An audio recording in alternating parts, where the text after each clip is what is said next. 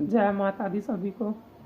मेरा नाम पवन और अपनी इस वीडियो के अंदर आज आप सभी को मैं कुछ बताने जा रहा हूँ, कुछ जानकारी देने जा रहा हूँ। किसके रिगार्डिंग? हमारे जीवन में अनेक प्रकार की परिस्थितियाँ आती हैं, उन्हीं परिस्थितियों पर कुछ चर्चा करने जा रहा हूँ। तो चलिए शुरू करते हैं। ऐसा देखा जा रहा है कि मनुष्य जीवन जीना आजकल के टाइम में सबके लिए एक इम्पॉसिबल काम हो गया है। मतलब इस तरह की परिस्थितियाँ आ जाती हैं कि सबका मन करता है कि हम इन परिस्थितियों में जी नहीं सकते और मरना ही उन परिस्थितियों का हल है। तो क्या आप भी ऐसे ही सोचते हैं? ऐसा बिल्कुल नहीं है। देखिए, समझते हैं इस चीज़ को।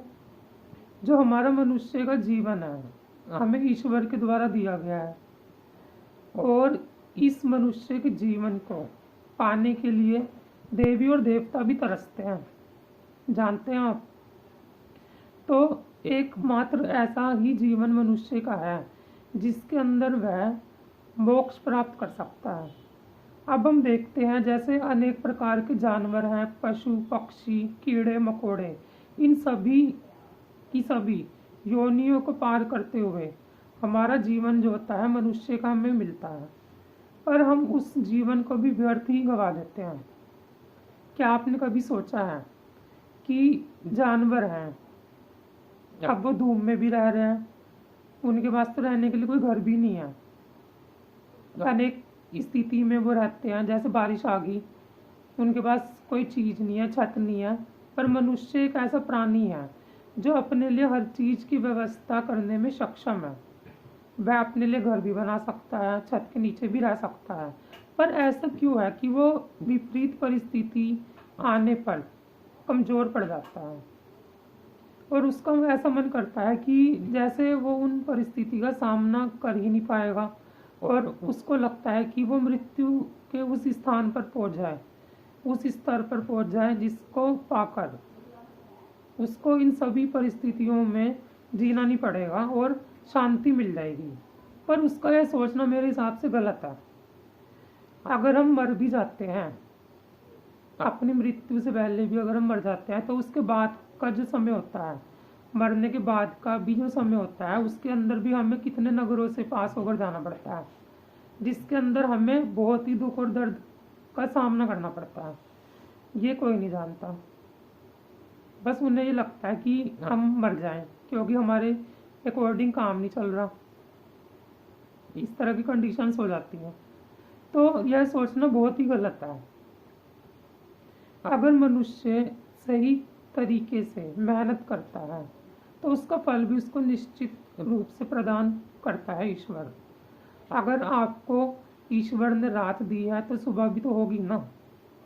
तो हम इतना निराश नहीं होना चाहिए अपने जीवन के अंदर। हमेशा दुख ही नहीं आते, सुख भी एक चीज़ होती है। तो दुख और सुख तो हमारे जीवन का एक पार्ट है। अगर आज सुख है कल दुख होगा और कल दुख है तो आज सुख भी मिलेगा।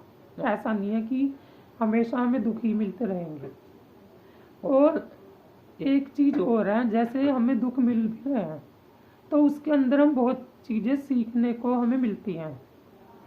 बहुत कुछ हम सीखते हैं जो हम सुख की अवस्था में नहीं सीख पाते हैं। और आपको ऐसा लगता है कि जो इंसान सुख भोग रहा है वह पूरी तरह से पूर्ण रूप से सुखी है? ऐसा सोचना तो बिल्कुल गलत है। क्या पता उसको क्या दिक्कत है। तो हमें कभी भी बहुत गंदी से गंदी अगर हमारे सामने परिस्थिति आ जाती है, बुरी से बुरी, तो भी हमें घबराना नहीं चाहिए। पहली बात तो ये।